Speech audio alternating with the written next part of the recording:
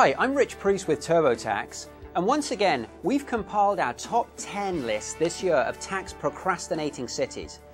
Number 1 on that list this year is Houston, closely followed by Chicago and then New York. Now, if you're among that list of people who haven't yet filed your taxes, don't worry. Almost 27% of us leave it until the last 2 weeks to file your taxes. I've got 3 tips for you that might help. The first tip is, a great option to file your taxes is going online. Last year, more than 40 million Americans went online to file their taxes themselves, and the reason they did that is it's extremely convenient.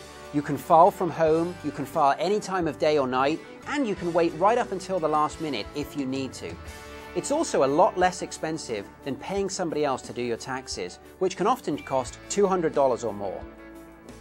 The second tip is, if you owe money, and about 25% of people owe money, that doesn't mean that you have to wait right up until the deadline. You can still file your taxes early, and you can simply schedule for that money to be taken out at the filing deadline. So simply ask the IRS to take that money out at April 18th, which is the filing deadline. But go ahead and file early. And then finally, if you think you'll miss the deadline, if you need to file an extension, don't worry.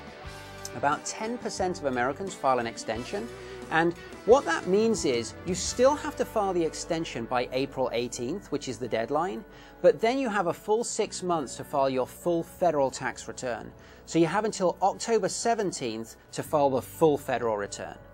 Finally, you might have heard me mention April 18th a couple of times. That's new this year. Typically, of course, the filing deadline is April 15th. It just so happens that's a federal holiday this year, so the IRS have given us 3 extra days until the Monday, which is April 18th. So for those procrastinators out there, you have 3 extra days. Don't forget to visit TurboTax.com for more information.